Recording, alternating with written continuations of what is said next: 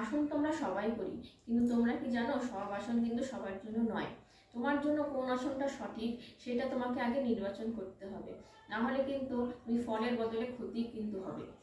তো আমি তোমাদের সাথে আজকে শেয়ার করব সাধারণ কতগুলো আসন, এবং সেই আসন কারা করতে পারবে কারা করতে পারবে না সেই বিষয়ে তোমাদেরকে আজকে আমি জানাবো। তো চলো শুরু করি ভিডিওটা। নমস্কার বন্ধুরা, আমি তোমাদের যোগা ইনস্ট্রাক্টর মধু। দেখো, আমি কিন্তু সবসময় তোমাদেরকে খুব সাধারণ আসন বলি, যে আসনটা সবাই করতে পারে, যে আসনগুলো মোটামুটি বাড়ির সকল সদস্যরাই কিন্তু করতে পারে। আজকে আমি তোমাদের সাথে শেয়ার করবো সেরকমই সাধারণ কিছু আসন, যেগুলো তোমরা সহজেই বাড়িতে করতে পারবে। কিন্তু তার আগে জেনে নাও এই আসনগুলো কারা করতে পারবে আর কারা করতে পারবে না। তাহলে চলো বন্ধুরা, ভিডিওটা শুরু করছি। প্রথমেই করবো উত্থান পদাসন। প্রথমে আমি আসনটা তোমাদের দেখিয়ে নিই, তারপর আমি বলবো এই আসনটা কারা করবে আর কারা করবে না। চলো আসনটা আগে দেখে নাও। এই আসনটা শুয়ে করতে হয়। প্রথমে আমি শুয়ে পড়লাম, সোজা হয়ে শুয়ে পড়লাম। এইবার দুটো পা মেঝে থেকে 30 ডিগ্রি পর্যন্ত তুলে রাখবো, হাত দুটো একদম কোমরের পাশে থাকবে। তুমি না দেখবে এই আসনে যখন তোমরা করবে তখন পেটের নিচের অংশটা একটু কাঁপবে।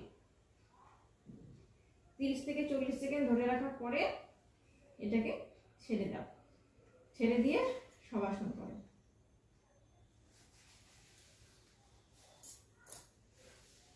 এবার তোমাদের বলি এই আসনটা কারা করতে পারবে। এই আসনটা সব থেকে বেশি উপকার পাবে যারা পেটের যে কোনো সমস্যায় ভুগছে তারা করতে পারবে। পেটের পেশিকে কিন্তু এই আসনটা ভীষণভাবে মজবুত করে। আমাদের পেটের পেশি যদি মজবুত না হয় পেট কিন্তু বাইরে দিয়ে বেরিয়ে আসে।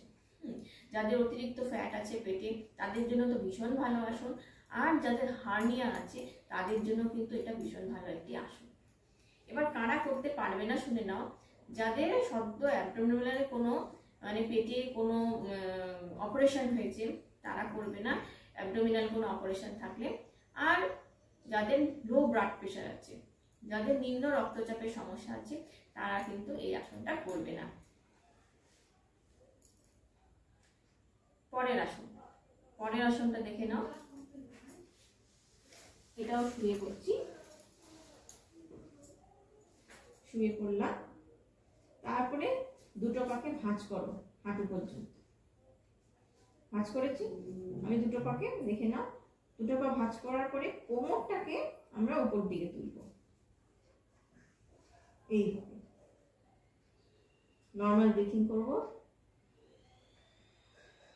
এভাবে 30 থেকে 40 সেকেন্ড ধরে রাখলাম, তারপরে আস্তে আস্তে ছেড়ে দেব, পাটাকে খুলে দেব।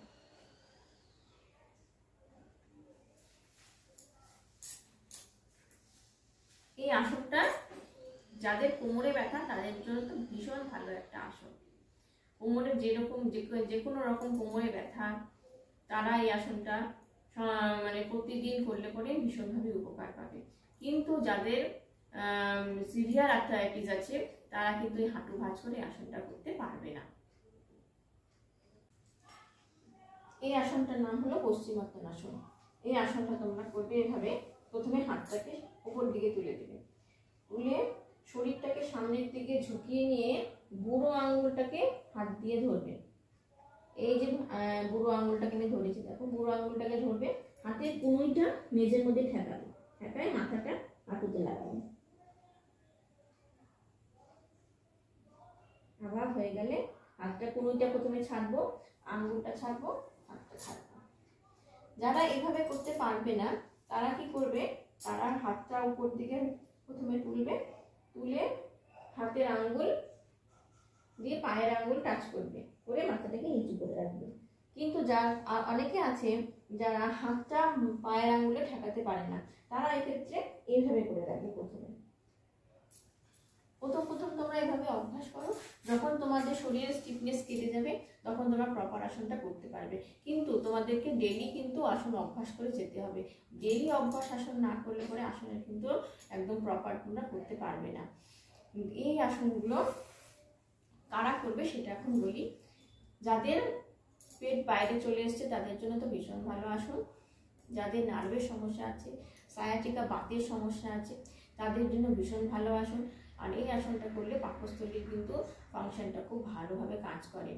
আর যারা করবে না তারা হচ্ছে যাদের অ্যাপেন্ডিক্স আছে, অ্যাপেন্ডিসাইটিসের ব্যথা হয়, কিংবা হচ্ছে হার্নিয়া আছে, আর হচ্ছে যাদের হাঁপানি আছে, তারা এই আসনটা একেবারেই করবে না।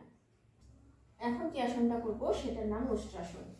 প্রথমে এই দেখো হাঁটু ভাঁজ করে নিলাম, হাঁটু এরকম করে ভাঁজ করে আমরা হাঁটুর উপরে দাঁড়িয়ে যাব। দুই হাঁটুর মধ্যে সামান্য একটু গ্যাপ রাখলেও হবে। হাঁটুর উপরে দাঁড়িয়ে গেলাম। এইবার ডান হাত দিয়ে ডান পায়ে গোড়ালি ধরবো, বাঁ হাত দিয়ে বাঁ পায়ে গোড়ালি ধরে মাথাটা ঝুঁকিয়ে দেবো।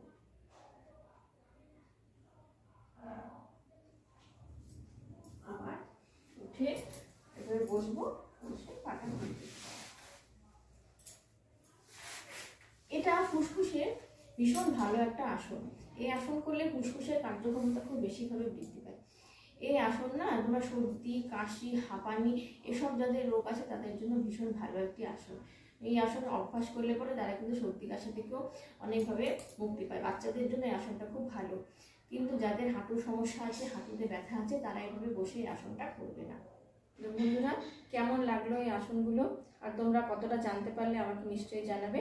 দেখা হবে আরেকটা ভিডিওতে। যদি ভিডিওটা ভালো লাগে সাবস্ক্রাইব করে দিও। তোমরা সুস্থ থেকো, ভালো থেকো, নমস্কার।